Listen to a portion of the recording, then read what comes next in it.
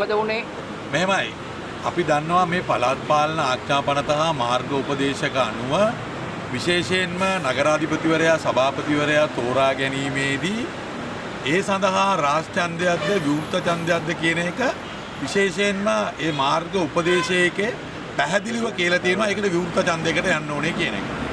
එහෙම තිබිද්දී පළාත් පාලන කොමසාරිස්වරිය මෙතනට එනකොටම තීන්දුව කරගෙන ආවේ එයා රාජ්‍ය ඡන්දයකට යනවයි කියන එක. එයා රාජ්‍ය ඡන්දයකට යනවයි කියලා මෙතන ඒ කියන්නේ එතුමිය මෙතනට එනකොට තීන්දුව කරලා ආවේ. එතකොට ඇවිල්ලා එයා ප්‍රකාශ කරනවා පළවෙනිම ඉස්සෙල්ලාම එයා කියන්නේ සභාවෙන් අහලා තමයි මේ වැඩේ කරන්න කියලා කියනවා. එයා ඉස්සෙල්ලාම කියන්නේ මොකද? මම සභාවෙන් අහනවා රාජ්‍ය ඡන්දයකට යනවද විවෘත ඡන්දයකට යනවද කියලා. ඒතකොට එයා සභාවෙන් අහන්නේ නැහැ. එයා කියනවා ඊට පස්සේ ටිකක් වෙලාවට ගියාට පස්සේ තමයි එයා කියන්නේ රාජ්‍ය ඡන්දයක් තියෙනවා කියලා.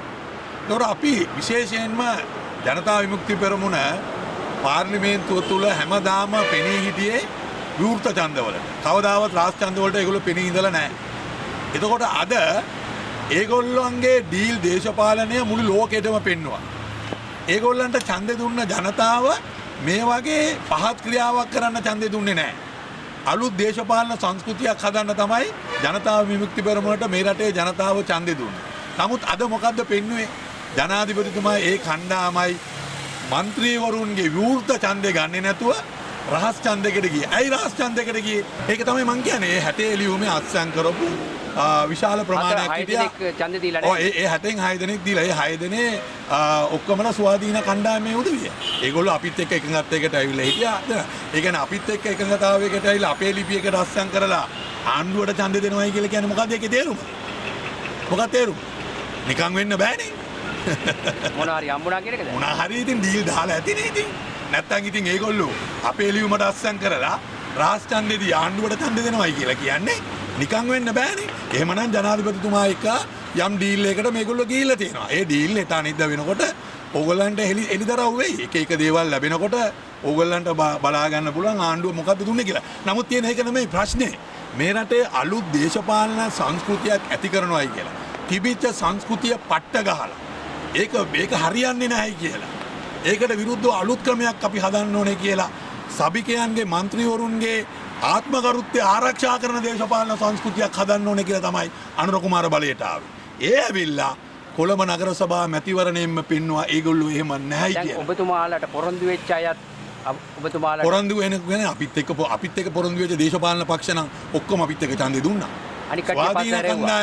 ස්වාධීන කණ්ඩායම් මං හිතනවා ඒකේ ඒ 60 අස්සම් කරපු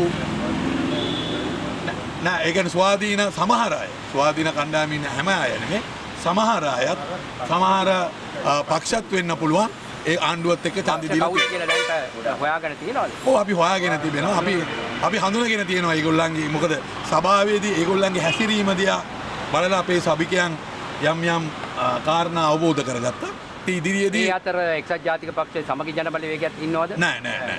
සමගි ජන බලවේගයේ එක්සත් ජාතික පක්ෂය ඒ වගේම පොදු ජන පෙරමුණ ඊළඟට ශ්‍රී ලංකා මුස්ලිම් කොංග්‍රස් එක ඊළඟට අපේ කවුද මේ ශ්‍රී ලංකා නිදහස් පක්ෂය ඊළඟට විමල් වීරවංශ ජාතික නිදහස් පෙරමුණ ඊළඟට පක්ෂයේ සියලු දෙනාම සර්වජන බලය කියන සජත් කියනවාද? සර්වජන බලය කියනවා ඡන්දෙ දුන්නයි කියලා. නමුත් ඉතින් කොහාට ගියත් ගන්න. දැන් මේක සටන අපි දැක්කේ රීසා බල්ත සටනක් නෙමෙයි වටගල මුජුබ සටනක්. නෑ එහෙම එකක් ඔබ ප්‍රකාශ කරනවා අරින් ප්‍රකාශ වෙනවා අරිය බඩේ බත් වගේ කියනවා ඔබ කියනවා ෂුවර් කියලා. නෑ එහෙම එකක් නෑ. සටන තිබුණේ සමගි ජන බලවේගයේ ප්‍රමුඛ විපක්ෂයයි ආණ්ඩුවයි අතර තමයි සටන තිබුණේ. කියන්නේ මුළු ආණ්ඩුව. ඔයගොල්ලෝ ආණ්ඩුවත් එක්කනේ තිබුණේ. ඔයගොල්ලෝ අපි මේ දැන් මේ සටන කරේ ආණ්ඩුවක් එක්කනේ. ඒ හින්දානේ නගර සභාව නෙමෙයි. නෑ ඒ කියන්නේ මේක නගර සභා ඡන්දේ ආණ්ඩුව විශාල මැතිවරණයක් කැරේට පරිවර්තනය කරගත්තා. ආණ්ඩුව තමයි ඒක කරේ. අපි නෙමෙයි. ඒගොල්ලෝ ලොකු මැතිවරණයක් හැටියට ලොකු ප්‍රචාරයක් ලබා දීලා ඒගොල්ලන්ගේ ජනාධිපතිතුමත් මේ වැඩේට බෑලා තරවුකාරයෝ ඔක්කොම මේකට බස්සලා තමයි ඒගොල්ලෝ වැඩේ පටන් ගත්තේ. දැන් ඔබ විශ්වාස කරා මිනිස්සුන්ව විශ්වාස කරපු අය පස්ස හැරෙව්වා. ඔව්. මෙහෙමයි වැඩේ. අපි හැම දෙයක්ම විශ්වාසයක් උඩ කරන්නේ. ඒ විශ්වාසය රැක ගැනීම හැම කෙනාගේම වගකීම. ඉතින් අපිට ඒකෙදි කිසිම ඒ විශ්වාසය කඩ කරයි කියලා අපිට ඒක කනගාටුවක් නැහැ. ඒ විශ්වාසය කඩ කරපු අයට අනාගතයේදී මේ ප්‍රතිඵල භුක්ති විඳින්න වෙයි. දැන් ඊළඟට මොකද්ද ඊළඟ ස්ටෙප් එක? මොකද්ද? ඊළඟට මොකද්ද ඊගව කරන්නේ? සටන කොහොමද පටන් ගන්න ආපහු? බලමු අපි ඊළඟ ස්ටෙප් එකත් අපි කියන්නේ හෙට අනිද්දාට මොකද්ද ඒ කරන්නේ කියන්නේ කියලා. කොමසාරිස් විරුද්ධවද නැත්නම් නෑ අපේ පළාත් පාලන කොමසාරිස්වරියගේ ක්‍රියාකලාපය පිළිබඳව යම් තීන්දුවක් ගන්න වෙනවා. මොකද එතුමිය මොන ඉතාම තීන්දුවක්ද? අසාමාන්‍ය ක්‍රියාකලාපයක් ක්‍රියා කළේ. එයා පනත පෙන්නුවෙත් නෑ. අපේ මන්ත්‍රීවරු මාර්ගෝපදේශක පෙන්වනකොට ඒක පිළිගත්තේ නෑ. එයා ක්‍රියාත්මක කරන මාර්ගෝපදේශක එයා පෙන්නුවෙත් නෑ.